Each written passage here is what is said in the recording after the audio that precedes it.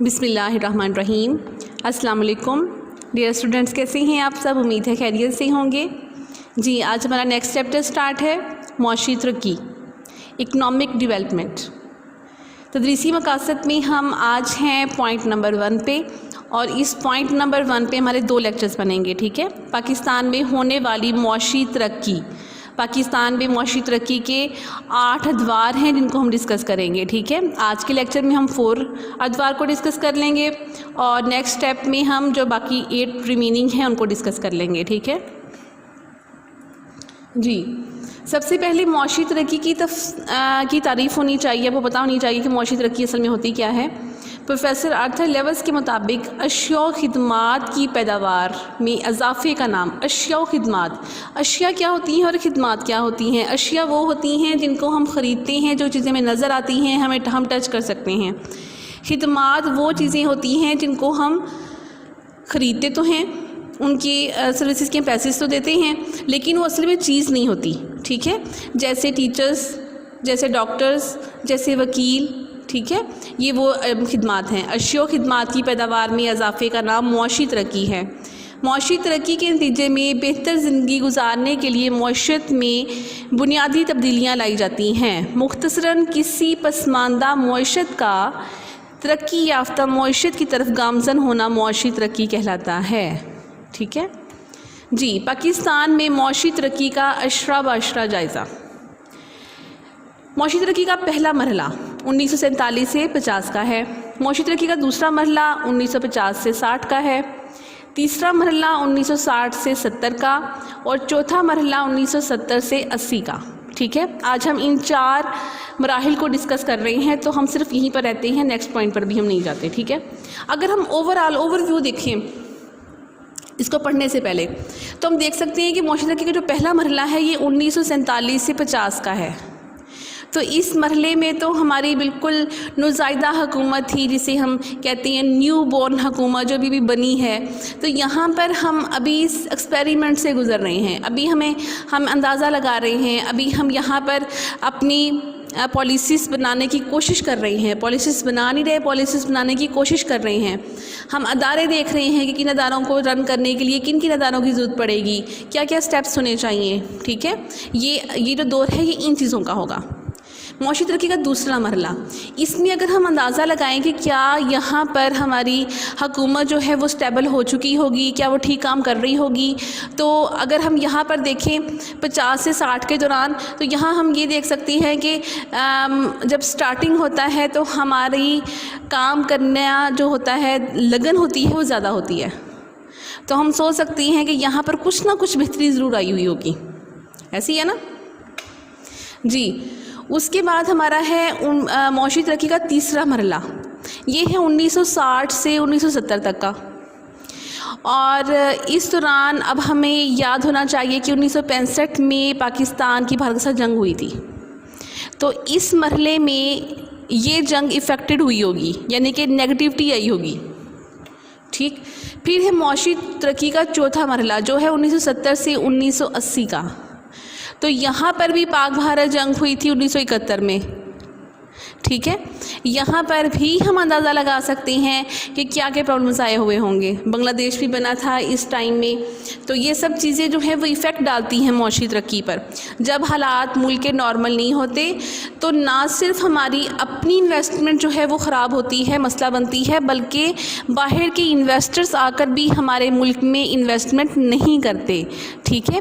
جن ممالک کی اگر ہم کہیں سیاست جو ہے وہ ڈیولپڈ ہوتی ہے، وہاں کی انڈسٹری بھی ڈیولپڈ ہوتی ہے، ان کی اکنامک بھی ڈیولپ ہوتی ہے، کیونکہ وہاں پر حالات اچھے ہوتے ہیں، دوسرے لوگ وہاں پر انویسٹمنٹ کرتے ہیں، ٹھیک ہے؟ یہ چیزیں جو ہیں یہ معاشی ترقی میں بہت اہم ہوتی ہیں۔ ہم نے فرسٹ چیپٹر جب کیا تھا تو اس میں نے کچھ بزنس ٹرمز بھی آپ کو بتائی تھیں، اس میں وہ سب چیزیں بھی اس میں شامل ہوں گی، کچھ اضافہ ہوگا تو ان کو میں آپ کو بتا دوں گی، ٹھیک ہے؟ اب ہے ہمارا پہلا معاشی ترقی کا پہلا مرحلہ۔ میں چاہتی ہوں ایک دفعہ میں اس کو پورا ریڈ آؤٹ کروں، اس کے بعد میں آپ کو بتاؤں گی اس کے اندر کیا کیا چیزیں ہیں، ٹھیک ہے؟ قیام پاکستان کے بعد پاکستان کے حصے میں آنے والے صنعتی یونٹ ملک کی ضروریات کو پورا کرنے کے قابل نہ تھے، یہ آپ جانتے ہیں، ہم نے 8th میں پڑھا، 9th میں پڑھا ہے اس چیز کو۔ لوگوں کا بڑا ذریعہ آمدن زراعت تھا، اور آج بھی پاکستان زرعی ملک ہے، ایگریکلچرل کنٹری ہے، تو ہمارا زیادہ تر جو آمدنی ہے وہ زراعت سے ہی حاصل ہوتی ہے۔ کبھی پاکستان سے قبل تجارت اور صنعت زیادہ تر غیر مسلموں کے ہاتھ میں تھی۔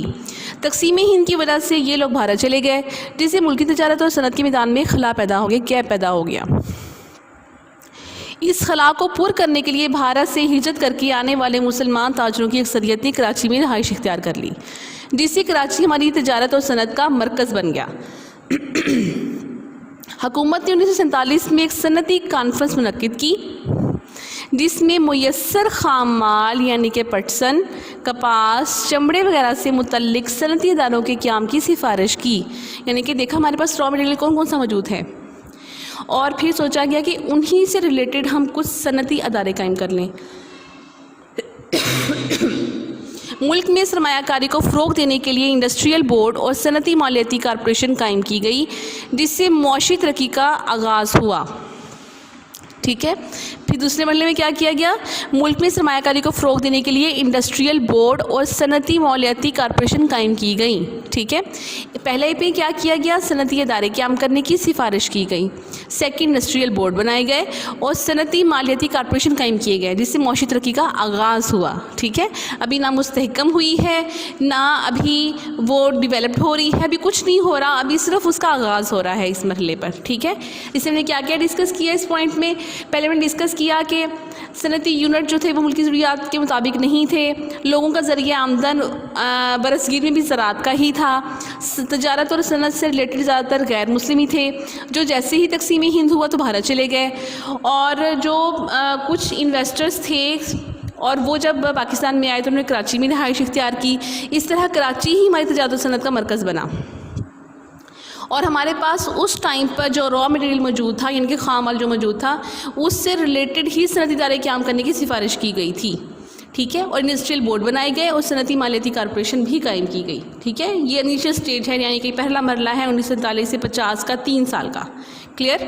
اب ہے ہمارا نمبر 2، معاشی ترقی کا دوسرا مرحلہ۔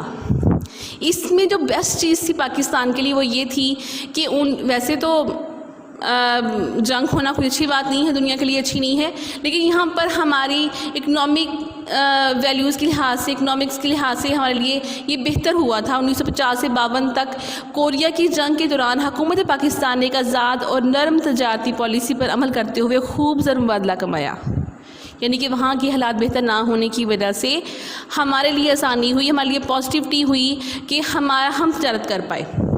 جنگ ختم ہونے کے بعد خام مال کی قیمتوں میں کمی ہوئی تو حکومت نے اشیاء صرف کی درآمد پر پابندیاں عائد کر دیں۔ ٹھیک ہے، خام مال را مٹیریل کی قیمتوں میں کمی ہوئی تو پھر کیا کہا کہ دوسری ممالک بھی ہم چیزیں ابھی فی الحال نہیں بھیج رہے، اشیاء صرف اشیاء ضروریات کی چیزیں جو ہوتی ہیں، جس سے پاکستان کی صنعتی شعبے میں کافی ترقی کی۔ ٹھیک ہے، اب پابندیاں عائد کر دیں جس سے پاکستان کے صنعتی شعبے میں کافی ترقی کی، یعنی کہ اب چیزیں ہمارے پاس موجود تھی، ہم اسی سے اپنی صنعتوں میں یوز کر رہے تھے۔ ٹھیک ہے، حکومت پاکستان نے 1952 میں ایک مالیاتی ادارہ پاکستان صنعتی کا ترقیاتی کارپوریشن قائم کیا۔ ٹھیک ہے، کب کیا تھا؟ 1952 میں مالیاتی ایک ادارہ تھا، نام کیا تھا؟ پاکستان صنعتی ترقیاتی کارپوریشن۔ یہ کوسچن بورڈ کے پوائنٹ آف ویو سے امپورٹنٹ ہے، مطلب اس میں کوسچن دو طرح سے سکتا ہے، ایک آ سکتا ہے کہ پاکستان صنعتی ترقیاتی کارپوریشن کب قائم کی گئی تھی، سیکنڈ آ سکتا ہے کہ 1952 میں ایک مالیاتی ادارہ قائم کیا گیا تھا، اس کا کیا نام ہے؟ ٹھیک ہے، اس کارپوریشن نے زیادہ تر سرمایہ کاری کتنی چیزوں میں کی تھی؟ سیمنٹ میں، کاغذ میں، سوئی گیس، پائپ لائن، شپ یارڈ وغیرہ کی میں شعبے میں اس میں کام کیا تھا۔ 1959 اور 60 میں پاکستان کی خام قومی پیداوار میں صنعتی شعبہ کا حصہ 11.9% رہا، یعنی کہ جو ہماری خام قومی پیداوار تھی اس میں صنعتی شعبہ کا حصہ 11.9% تھا، وہاں سے ہمیں آمدنی ہوئی تھی۔ ٹھیک ہے، اس عرصہ کے دوران میں بڑے پیمانے کی صنعتوں نے خوب ترقی کی، اس دوران کئی کارخانوں کا قیام عمل میں آیا۔ ٹھیک ہے، یہاں پر ابھی ہم ڈیولپڈ ہو رہے تھے، ہمارے اندر شعور آ رہا تھا، ہمارے اندر اویئرنیس آ رہی تھی کہ ہم نے کام کیسے کرنا ہے۔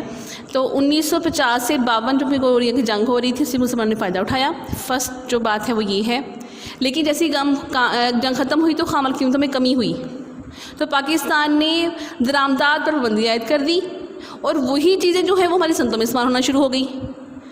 تو ہماری اس طرح زر مبادلہ میں تو کمی آئی لیکن پاکستان میں صنعت جو ہے وہ ڈیولپ ہونا شروع ہو گئی. ٹھیک ہے.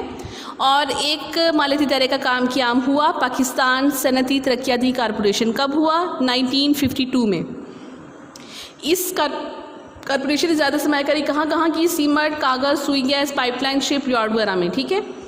اب ہم بتا رہے ہیں کہ 1959 to 60 جب کنکلوژن دیکھا گیا تو ہمیں پتہ چلا کہ خام قومی پیداوار میں صنعتی شعبہ کا حصہ کتنا ہے؟ 11.9%، جو کہ اچھا ہے کیونکہ ہمارا زرعی ملک ہے. اس کے باوجود صنعتی شعبہ میں سے ہم نے 11.9% کمایا ہے.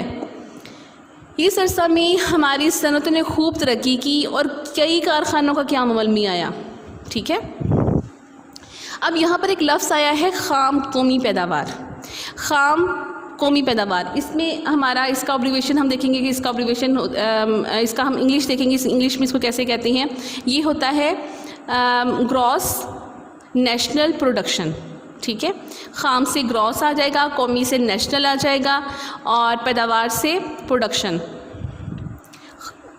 اور اس میں اب میں آپ لوگوں کو بتاؤں، ایک لفظ آپ نے پڑھا ہوگا خام ملکی پیداوار، وہ بھی ہم پڑھیں گے. خام قومی پیداوار، دونوں میں فرق کیا ہوتا ہے؟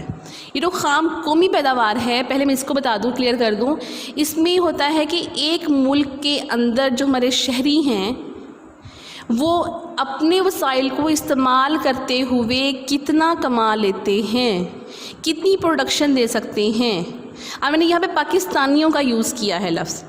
کچھ پاکستانی جو ہیں وہ دوسرے ممالک میں انویسٹمنٹ بھی کر رہے ہوں گے، کچھ پاکستانی دوسرے ممالک میں سروسز بھی دے رہے ہوں گے. ان سب کی آمدنی ملا کر خام قومی پیداوار بنے گی. کلیئر ہو گیا؟ اب ہم اس میں دیکھ رہے ہیں کہ پاکستانی جہاں جہاں بھی موجود ہیں، وہ جہاں جہاں انویسٹمنٹ کیے بیٹھے ہیں، جہاں جہاں سروسز دے رہے ہیں، چاہے وہ پاکستان میں ہے یا پاکستان سے باہر، وہ کتنی پیداوار دے رہے ہیں؟ وہ ہوگا خام قومی پیداوار. خام ملکی پیداوار میں یہ ہوتا ہے کہ ہمارے ملک کے اندر رہتے ہوئے وہ کام کیسا ہو رہا ہے. یعنی کہ ہمارے ملک میں اگر ہمارے کچھ ممالک کے لوگ دوسرے ممالک میں انویسٹمنٹ کر رہے ہیں تو وہ شامل نہیں کریں گے. یعنی کہ ملک سے باہر کچھ بھی شامل نہیں کیا جائے گا. اور کچھ دوسرے ممالک کے پاکستان میں انویسٹمنٹ بھی کر رہے ہوں گے تو اس کو ہم شامل کریں گے کیونکہ ہمیں اس سے پروفٹ تو آخر ہوتا ہے نا. ٹھیک ہے. تو اس طرح خام قومی پیداوار وہ ہوگی جو پاکستانی جہاں جہاں بھی سروسز دے رہے ہیں، اور قومی پیداوار اور ملکی پیداوار وہ ہوگی جس میں صرف پاکستان کے اندر رہتے ہوئے کام ہوگا. کلیئر؟ انشاءاللہ آپ کو سمجھ آ گیا ہوگا. نیکسٹ ہے ہمارا پاکستان کا پہلا 5 سالہ ترقیاتی منصوبہ 1 اپریل 1955 سے 31 جولائی 1960 تک کے لیے تھا. اس کا حجم کتنا تھا؟ 1080 کروڑ روپے تھا. اس کو آپ نے 8th میں بہت اچھے سے پڑھا ہوا ہے، جس میں اسپیشلی بتایا گیا تھا اس کے اہداف مقرر کیا کیے گئے تھے. اس کے نیچے پھر دیا گیا تھا کہ ہمیں اس اہداف سے حاصل کتنا ہوا تھا. ٹھیک ہے. آپ وہاں سے اس کو دیکھ سکتے ہیں اگر کہیں پہ آپ کو پرابلم آتا ہے تو. مقاصد کے اعتبار سے یہ منصوبہ نہایت اچھا تھا لیکن یہ پورے حد حاصل نہ کر سکا. شرح ترقی کے لحاظ سے قومی آمدنی میں 11% اضافہ ہوا. ٹھیک ہے. قومی آمدنی میں کتنا اضافہ ہوا؟ 11%. فیکس آمدنی میں کتنا اضافہ ہوا؟ 3%. فیکس آمدنی کا مین ہوتا ہے کہ ہر شخص کی آمدنی کتنی ہوئی، کتنی بڑھی؟ 3% بڑھی. قومی آمدنی اوورال کتنی بڑھی ہماری؟ 11%. ملکی بچتوں کی شرح کم ہو گئی، یعنی کہ اس کا مطلب یہ ہے کہ انویسٹمنٹ زیادہ ہوئی نا، لوگوں نے انویسٹمنٹ کی طرف زیادہ دھیان دینا شروع کیا تو بچتیں کم ہو گئیں. صنعتی میدان میں کئی صنعتیں قائم ہوئیں. اب یہ ریلیٹ کر رہا ہے نا، اگر کم ہوئی ہیں تو یہاں سے کم ہو کر یہاں گئی ہیں صنعتوں میں، مثلاً کاغذ، گتا، کھاد اور کیمیائی اشیاء سے متعلق صنعتیں وغیرہ. آبادی میں اضافے کی شرح قریباً 1.6% سالانہ رہی. اس عرصے کے دوران برآمدات کو نہ بڑھایا جا سکا. برآمدات یعنی کہ جو ہم چیزیں ملک سے باہر بھیجتے ہیں، بلکہ اس کے برعکس درآمدات کی مقدار میں اضافہ ہو گیا. کیوں اضافہ ہوا؟ وہ بھی ریلیٹ کر رہا ہے ہماری صنعتی ترقی کی طرف. ہماری صنعتی ترقی تو ہوئی لیکن ہمیں صنعتوں کے لیے جو مشینری چاہیے وہ تو ہمیں دوسرے ممالک سے منگوانی پڑ رہی تھی، اس لیے درآمدات کی مقدار میں اضافہ ہوا. ٹھیک ہے. یہ ریلیٹ کر رہی ہیں چیزیں، اس کو دیکھیں. توازن ادائیگی خاصا خراب ہو گیا. توازن ادائیگی جس میں نے پہلے آپ کو بتایا تھا کہ اگر ہماری برآمدات کم ہو گئی، درآمدات زیادہ ہو گئی تو توازن ادائیگی کیا ہوئی؟ منفی میں چلی گئی. ٹھیک ہے. یہی پر ایسے بھی یہاں پر ایسے ہی ہوا کہ برآمدات تو ہماری کم ہو گئی کیونکہ ٹیکسز لگ گئے اور خام مال کی قیمتوں میں کمی ہو گئی تو ہم نے بند کر دی, اور وہی والا مال ہم نے کیا کیا, اپنی صنعتوں میں لگایا, اور صنعتیں چلانے کے لیے مشینری چاہیے تھی, جو درآمدات بڑھ گئیں. جب درآمدات بڑھیں تو توازن ادائیگی بگڑ گیا, یہاں تک کہ پہلے 4 سالوں کے دوران توازن ادائیگی میں 24 کروڑ روپے کا خسارہ ہوا. اس دوران زرعی فصلوں کی پیداوار میں زیادہ اضافہ نہ ہو سکا. درج پلا دو شمار سے اندازہ لگایا جا سکتا ہے کہ پہلا 5 سالہ منصوبہ بیشتر شعبوں میں ناکام رہا. اس کے باوجود اس بات سے انکار نہیں کیا جا سکتا کہ اس کے تجربات کی بدولت نئی سوچ اور انداز فکر نے جنم لیا, جس سے معاشی ترقی کی رفتار کو تیز کرنے اور آئندہ کے ترقیاتی منصوبہ جات کو تشکیل دینے میں مدد ملی. جی, اس کو اب خیال سے پڑھنا پڑے گا, ٹھیک ہے. اب ہے پوائنٹ نمبر 3, معاشی ترقی کا تیسرا مرحلہ 1960 سے 1970 کا, ٹھیک ہے. اس کے اندر منصوبے ہیں 5 سالہ منصوبے, ٹھیک ہے. یہ مرحلہ ہے 10 سالوں کا, یہ ہم پڑھ رہے ہیں, لیکن اس کے اندر 5 سالہ ترقیاتی منصوبے کام کر رہے ہیں, ٹھیک ہے. اب یہاں پر دیکھیں 1958 میں جنرل محمد ایوب خان نے اقتدار سنبھالنے کے بعد ذخیرہ اندوزوں, اسمگلروں, چور بازاروں کو سخت سزائیں دیں. تو اب آپ یہاں سے اندازہ لگائیں کہ ذخیرہ اندوزوں, اسمگلروں, چور بازاروں کو سزائیں ملیں گی. یہ سارے لوگ کون ہیں؟ یہ سارے لوگ بزنس مین ہیں.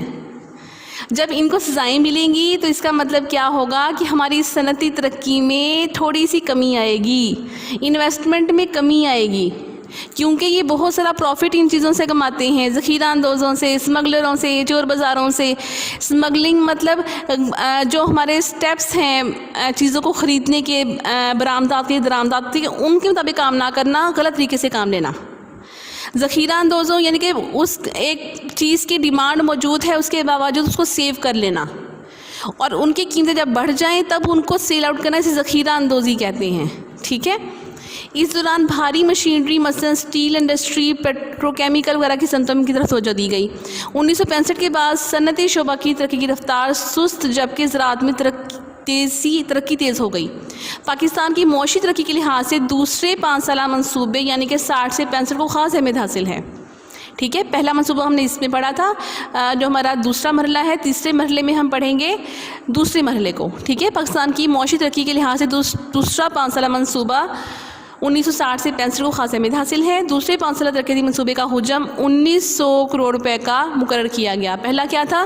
180 کروڑ کا تھا, یہاں پر 1900 کروڑ روپے کا مقرر کیا گیا, مگر 1961 میں یہ حجم 2300 کروڑ روپے کر دیا گیا. اس منصوبے کے تحت ملک کی معاشی ترقی میں بہتری آئی. قومی آمدنی میں 30% سے زیادہ اضافہ ہوا, ٹھیک ہے. کتنا اضافہ ہوا؟ 30% زیادہ. پہلے کتنا ہوا تھا قومی آمدنی میں؟ 11%. پہلے 5 سال منصوبے میں ہوا تھا 11%, اور اب کتنا ہوا ہے اضافہ؟ 40% اضافہ ہوا ہے. برآمدات میں 7% سالانہ کے حساب سے اضافہ ہوا, یعنی کہ برآمدات بڑھی, ہماری دوسرے ممالک میں ہماری چیزیں گئی ہیں. زرعی شعبوں میں ترقی 15%, زرعی شعبوں میں ترقی 15% سے زیادہ ہوئی. روزگار کے مواقع متوقع حد تک نہ بڑھائے جا سکے. دوسرے 5 سالہ ترقیاتی منصوبہ خاصی کامیابی سے ہمکنار ہوا, بلکہ کئی شعبوں میں تو ترقی مقررہ ہدف سے بھی بڑھ گئی, یعنی کہ جو ہم نے اسٹیمیشن کی ہوئی تھی کہ اتنا ہم اسے کریں گے, اس سے بھی ترقی زیادہ ہوئی. پاکستان کی معاشی ترقی کے لحاظ سے دوسرے 5 سالہ منصوبے کو خاص اہمیت حاصل ہے, ٹھیک ہے. جو سیکنڈ والے میں ہے اس میں اچھا تو رہا, لیکن کئی چیزوں میں مقررہ اہداف سے زیادہ نہیں بڑھ سکا تھا, ٹھیک ہے. لیکن دوسرا 5 سالہ منصوبہ ہمارا بہت اچھا رہا, اور تقریباً وہ ترقی سے ہمکنار ہوا تھا. مقررہ اہداف سے بڑھ کر ترقی حاصل کی تھی کچھ شعبوں میں, کچھ میں ذرا کم ہوئی تھی ہماری, لیکن بہت اچھا منصوبہ تھا دوسرا 5 سالہ منصوبہ ہمارا, جو 60 سے 65 تک کا تھا, ٹھیک ہے. اب نیکسٹ ہمارا ہے تیسرا 5 سالہ منصوبہ 1965 سے 70 کا کے دوران. تیسرا 5 سالہ ترقیاتی منصوبہ بنایا گیا. اس منصوبے کا حجم 5200 کروڑ روپے تھا. تیسرے 5 سالہ منصوبے کے دوران صنعتی میدان میں ترقی صرف 9% ہو سکی. سرمایہ کاری کی شرح میں 4% کمی ہو گئی.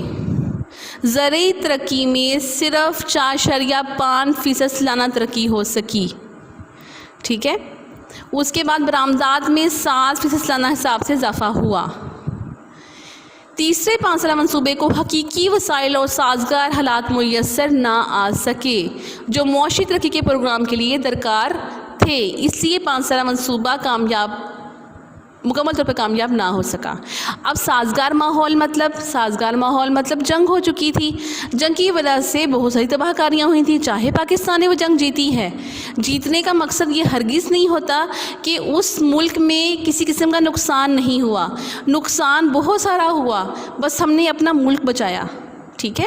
اس وجہ سے یہاں پر ہم اپنے اہداف تک نہیں پہنچ سکے، ٹھیک ہے، اور یہ جو ہے یہ افیکٹڈ ہو گیا اس وجہ سے، ٹھیک ہے۔ اب تیسرا جو مرحلہ ہمارا ہے اس میں ہم نے 2 مراحل کو ڈسکس کیا ہے، ایک دوسرے 5 سالہ منصوبے کو، تیسرے 5 سالہ منصوبے کو۔ دوسرا 5 سالہ منصوبہ ہمارا ترقی سے ہی ہمکنار ہوا ہے، اگر ہم اوورآل ایوریج دیکھی جائے تو۔ جو تیسرا 5 سالہ منصوبہ ہے وہ ناکام ہوا ہے سازگار ماحول نہ ہونے کی وجہ سے، سازگار حالات نہ ہونے کی وجہ سے۔ اور وہ سازگار حالات کیوں نہیں تھے؟ کیونکہ اس ٹائم پاکستان اور بھارت کی جنگ ہوئی تھی۔ اب ہے معاشی ترقی کا چوتھا مرحلہ، جو ہے 1970 سے 1980 تک کا۔ سقوط مشرقی پاکستان کا بہت بڑا سانحہ تھا۔ سقوط مشرقی مطلب پاکستان سے مشرقی حصے کا علیحدہ ہو جانا اور بنگلہ دیش کا بن جانا۔ 1971 میں جب ذوالفقار علی بھٹو نے اقتدار سنبھالا تو ملک بے شمار مسائل میں گھرا ہوا تھا۔ اس اشرا کے ابتدائی 7 سالوں میں معاشی ترقی مایوس کن رہی۔ اچھا، اب ہم آگے اس کو ڈسکس کرنے سے پہلے ہم دیکھ لیتے ہیں ذوالفقار علی بھٹو کا ہم نے دور بھی پڑھا تھا۔ دور پڑھنے کے بعد اگر ہم اس کو اکنامکس کے ٹرم میں دیکھیں تو کیا وہ فیصلے سارے ٹھیک تھے؟ وہ فیصلے اس لیے ٹھیک نہیں ہم کہہ سکتے، ایک طریقے سے اگر اس کا ہم ایک حصہ ایک فیکٹر اس کا دیکھیں تو اس میں یہ تھا کہ چیزوں کو نیشنلائز کر دیا گیا تھا۔ ایک لحاظ سے وہ ٹھیک اس لیے تھا کہ اس میں ہماری ساری قومی آمدنی جو تھی وہ 22 خاندانوں کے پاس تھی، جس سے اصل فائدہ گورنمنٹ کو نہیں ہو سکتا تھا۔ یہ اچھا قدم تھا کہ انہوں نے چیزوں کو نیشنلائز کر دیا، لیکن جیسے نیشنلائز کیا اب دیکھیں چیک اینڈ بیلنس کم ہو گیا۔ ہمیشہ پرائیویٹ جگہوں پر چیک اینڈ بیلنس زیادہ بہتر ہوگا ایز کمپیریٹیولی نیشنل جگہوں پر، ٹھیک ہے۔ اس وجہ سے جب یہاں پر ایک دوسرا یہ کہ جو انویسٹرز کی حوصلہ شکنی ہوئی، یعنی کہ انویسٹرز اب انویسٹمنٹ نہیں کر رہے تھے کیونکہ زیادہ چیزیں جو ہوئی گورنمنٹ کے انڈر گئی تھیں، اس وجہ سے یہاں پر ترقی کی رفتار ہی کم ہو گئی تھی، ٹھیک ہے۔ اب ہم اس کو دیکھتے ہیں۔ کرنسی کی قیمت میں کمی سے امریکی ڈالر 4.67 روپے سے 11 روپے کا ہو گیا، دیکھیں ڈبل سے بھی زیادہ اس میں اضافہ ہو گیا۔ گھی کے کارخانوں، تجارتی بینکوں، جہاز ران کمپنیوں، آٹا ملوں، کپاس بیلنے اور چاول چڑھنے والے کارخانوں کو قومی ملکیت میں لینے کے عمل نے معاشی ترقی پر برے اثرات مرتب کیے۔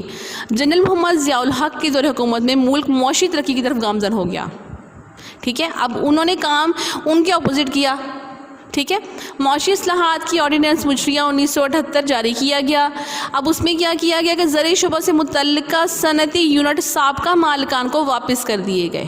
سارے یونٹس کی بات نہیں ہو رہی یہاں پر، ٹھیک ہے، اور اس میں کچھ یونٹس کی بات ہو رہی ہے کہ ان کے مالکان کو واپس کر دیے گئے، جس کی وجہ سے پھر کیا ہوگا کہ اب انویسٹرز کی حوصلہ شکنی نہیں ہوگی بلکہ وہ کام کرنا شروع کریں گے، انویسٹمنٹ کریں گے، جس کے نتیجہ میں ملک کی خام قومی پیداوار میں اضافہ ہوا، برآمدات بھی بہتر ہوئیں اور ملک میں صنعت فصلیں بھی خوب ہوئیں، لیکن حکومت افراط زر کو نہ روک سکی۔ افراط زر انفلیشن جو ہم نے فرسٹ چیپٹر میں ڈسکس کیا تھا، اب اس کو دوبارہ ہم ڈسکس نہیں کر رہے۔